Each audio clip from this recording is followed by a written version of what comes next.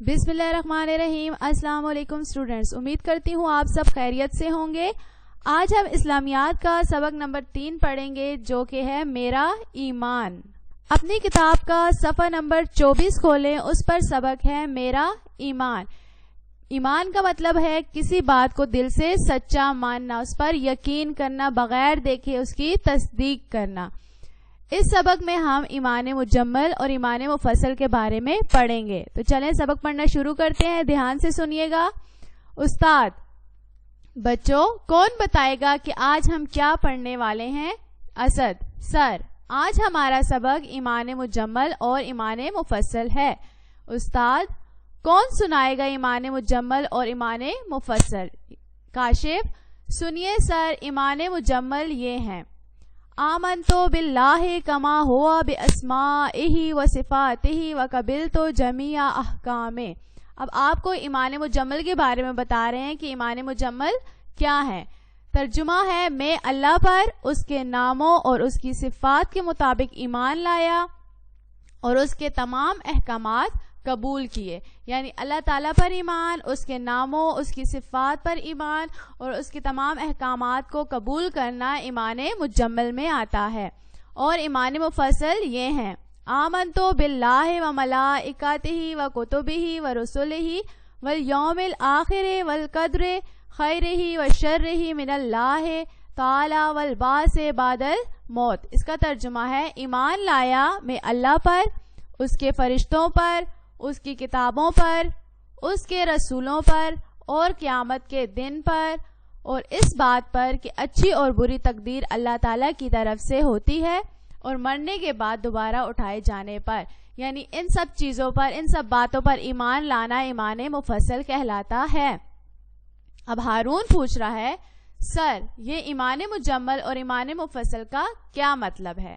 استاد: بیٹا مجمل کا مطلب ہے اجمالی طور پر، یعنی کسی چیز کو کم الفاظ میں بیان کرنا، یعنی مختصر کر کے کسی چیز کو بیان کرنے کو کہتے ہیں مجمل۔ اور مفصل کے معنی ہے تفصیل کے ساتھ بیان کرنا، یعنی اس کی تفصیل بتانا، اس کو بڑھا کر بیان کرنا۔ ایمان مجمل میں ایمان کی باتوں کو مختصراً بیان کیا گیا ہے، اور ایمان مفصل میں تفصیل کے ساتھ، یعنی ایمان مجمل میں کم الفاظ میں بتایا گیا، ایمان مفصل میں ان کو تفصیل سے بتایا گیا ہے، ڈیٹیل میں بتایا گیا ہے۔ اب صفحہ نمبر 25 پر سبق پڑھنا شروع کرتے ہیں۔ انس: سر ایمان کے کیا معنی ہیں؟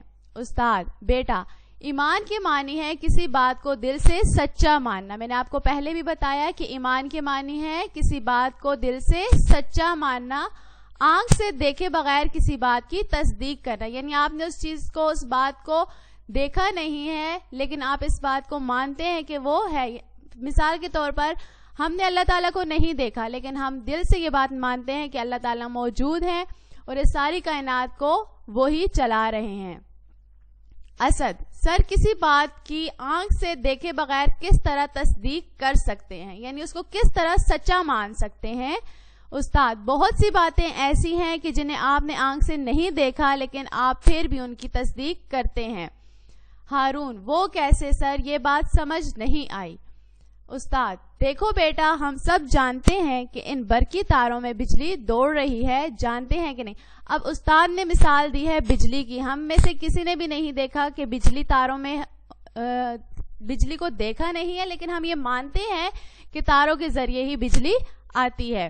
اسد: بالکل سر، اس میں تو کوئی شک کی بات نہیں ہے۔ استاد: کیا آپ میں سے کسی نے بجلی کو دیکھا ہے؟ طلبہ یک زبان ہو کر، یعنی سب نے ایک زبان میں ایک اکٹھا آنسر کیا، جواب دیا کہ نہیں سر، ہم میں سے کسی نے بجلی کو نہیں دیکھا۔ استاد: لیکن آپ سب دل سے تسلیم کرتے ہیں، یعنی مانتے ہیں، یا دوسرے لفظوں میں ایمان لاتے ہیں کہ ان میں بجلی دوڑ رہی ہے اپنی آنکھوں سے دیکھے بغیر۔ کیوں، صحیح ہے یا نہیں؟ اب استاد ان سے پوچھ رہے ہیں، پہلے انہوں نے پوچھا کہ کیا آپ میں سے کسی نے بجلی کو دیکھا ہے؟ تو جب سب نے بولا کہ نہیں سر، تو استاد نے ان سے پوچھا کہ آپ سب یہ بات تو تسلیم کرتے ہیں کہ اس میں بجلی دوڑ رہی ہے، یعنی ان سے پوچھ رہے ہیں کہ یہ بات صحیح ہے کہ نہیں؟ تب طلبہ نے جواب دیا، جی سر، ہم اس بات پر بالکل یقین رکھتے ہیں، ہم سب بھی اس بات پر یقین رکھتے ہیں کہ بجلی تاروں میں موجود ہے۔ اب استاد پوچھ رہے ہیں کہ آپ اسے کیوں صحیح مانتے ہیں؟ یعنی آپ نے بجلی کو دیکھا نہیں ہے لیکن آپ یہ مانتے ہیں کہ تاروں میں بجلی ہے، تو آپ اس بات کو کیوں صحیح مانتے ہیں؟ اسد: سر، ہم تک یہ بات سائنسدانوں کے ذریعے پہنچی ہے، اسی وجہ سے ہم اسے سچ مانتے ہیں. یعنی ہمیں سائنسدانوں نے بتایا کہ بجلی کی تاروں میں بجلی موجود ہوتی ہے، اسی وجہ سے ہم اسے سچ مانتے ہیں. استاد: بالکل ٹھیک بتایا آپ نے. جس طرح آپ کسی علم کے جاننے والے کی بات کو اس پر اعتماد کرتے ہوئے صحیح سمجھتے ہیں، اسی طرح ہم مسلمان اپنے پیارے نبی صلی اللہ علیہ وآلہ وسلم پر اعتماد کرتے ہوئے ان کی ہر بات کو سچا مانتے ہیں. یعنی علم کے جاننے والے کی اگر ہمیں کوئی بتاتا ہے یہ بات کہ یہ بات ہے، جیسے سائنسدانوں نے ہمیں بتایا کہ بجلی موجود ہے، تو ہم مانتے ہیں اور اس پر یقین کرتے ہیں، بھروسہ کرتے ہوئے مانتے ہیں کہ بالکل یہ بات سچ ہے.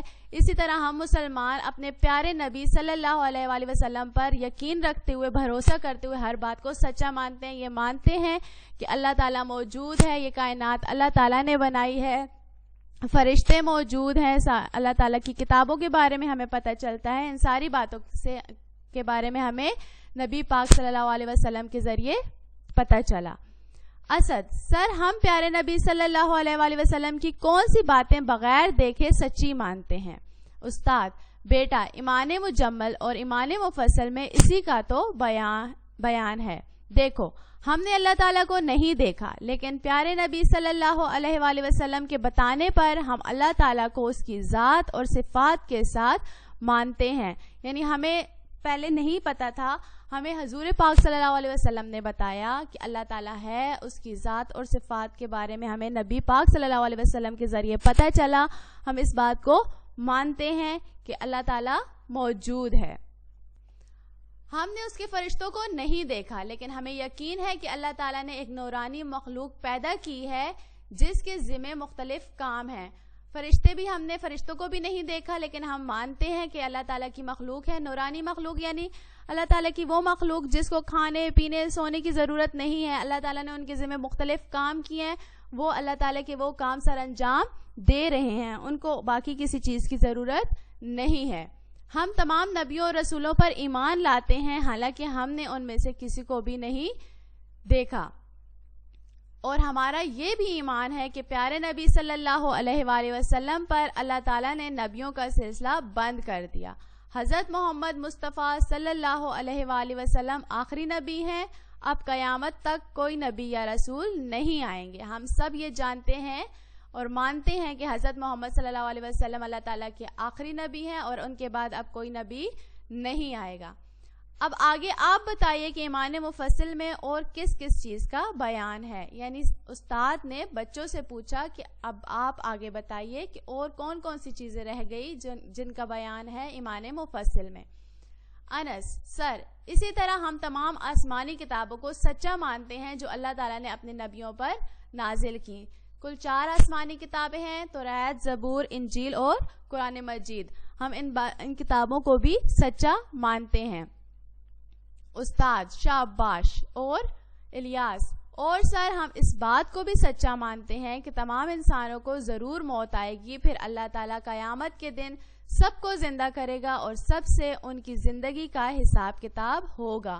یعنی ہم سب بھی اس بات کو مانتے ہیں کہ ہم نے ایک نہ ایک دن مرنا ضرور ہے. مرنے کے بعد پھر جب ہم قیامت کے دن اللہ تعالیٰ کے سامنے حاضر ہوں گے تو ہم نے زندگی میں، دنیا میں جو کام کیے ہیں، جو اعمال کیے ہیں، ان کے بارے میں ہم سے پوچھا جائے گا. اللہ تعالیٰ ہم سے پوچھیں گے کہ اس دنیا میں ہم نے کیا کیا، ان کا حساب کتاب لیا جائے گا.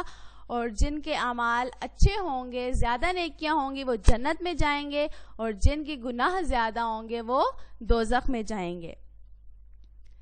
استاد: شاباش. اور ایک چیز رہ گئی. طلبہ: وہ کیا سر؟ استاد: اچھی اور بری تقدیر پر ایمان لانا. یعنی انسان کو جو بھی فائدہ یا نقصان ہوتا ہے وہ سب اللہ تعالیٰ کی طرف سے ہے. اچھی اور بری تقدیر کا کیا مطلب ہے؟ یعنی انسان کو جو فائدہ یا نقصان ہوتا ہے وہ اللہ تعالیٰ کی طرف سے ہوتا ہے، اس پر ایمان. یعنی اچھی اور بری تقدیر پر ایمان کا مطلب ہے انسان کے فائدہ اور نقصان جو اللہ تعالیٰ کی طرف سے ہوتا ہے اس پر یقین کرنا. یعنی ہمیں جو بھی فائدہ یا نقصان ہوگا وہ سب اللہ تعالیٰ کی طرف سے ہوتا ہے. زید: سر، فائدہ اللہ تعالیٰ کی طرف سے ہوتا ہے یہ تو سمجھ میں آ گیا، مگر نقصان اللہ تعالیٰ کی طرف سے کیسے ہوتا ہے یہ سمجھ نہیں آیا. استاد: بھئی اللہ تعالیٰ حکیم ہیں، حکمت والے ہیں. کبھی بندے کو نقصان پہنچا کر اس کے گناہ معاف کر دیتے ہیں، اور اگر اس کے ذمہ گناہ نہیں ہوتے تو اس کے درجات بلند کر دیتے ہیں. یعنی اللہ تعالیٰ سب جانتے ہیں، وہ حکمت والے ہیں، دانا ہیں، سب کچھ معلوم ہے انہیں. اللہ تعالیٰ سے کوئی بات چھپی ہوئی نہیں ہے. وہ بندے کو نقصان پہنچا کر، مطلب اگر ہم پر کوئی غم پریشانی وغیرہ آتی ہے، اللہ تعالیٰ ہم پر کوئی غم بھیجتے ہیں، کوئی پریشانی بھیجتے ہیں، تو اللہ تعالیٰ اس کے بدلے ہمارے گناہ معاف کر دیتے ہیں. اور اگر ہمارے گناہ نہیں ہوتے تو اللہ تعالیٰ ہمارے درجات بلند کر دیتے ہیں، ہمیں ہماری نیکیاں زیادہ کر دیتے ہیں. ٹھیک ہے، اب آپ اس کی تیاری کیجئے. اس ہفتے اس کا ٹیسٹ ہوگا انشاءاللہ تعالی. طلبہ تیاری تو آپ نے کروا دی ہے سر. یعنی اس پورے سبق میں آپ کو ایمان مجمل اور ایمان مفصل کے بارے میں بتایا گیا ہے. ایمان مجمل میں آپ کو اللہ تعالیٰ پر، اس کے ناموں، اس کی صفات کے مطابق ایمان لانے اور اس کے احکامات قبول کرنے کے بارے میں بتایا گیا ہے. اور ایمان مفصل میں اللہ تعالیٰ پر ایمان، اس کے فرشتوں پر ایمان، اس کی کتابوں پر، اس کے رسولوں پر، قیامت کے دن پر، اچھی اور بری تقدیر پر، اور مرنے کے بعد دوبارہ اٹھائے جانے پر ایمان کا بیان ہے. مجمل کا مطلب ہوتا ہے کسی بات کو کم الفاظ میں بیان کرنا، اور مفصل کا مطلب ہوتا ہے کسی بات کو تفصیل سے بیان کرنا. اور ایمان کا مطلب ہے کسی بات کو دل سے سچا ماننا، بغیر دیکھے اس کی تصدیق کرنا. تو بچوں، آپ نے اس سبق کو اچھے طریقے سے دوبارہ 1-2 دفعہ ضرور پڑھنا ہے، اس کی ریڈنگ کرنی ہے تاکہ آپ کو اچھے طریقے سے سمجھ آ جائے کہ اس میں کیا کیا لکھا گیا ہے. آپ کو اچھے طریقے سے سمجھ آ جائے، وہ آپ کو ریڈنگ کرنے سے ہی سمجھ آئے گا. آپ کی ریڈنگ بھی اچھی ہو جائے گی اور آپ کو زیادہ اچھے طریقے سے سمجھ آ جائے گا.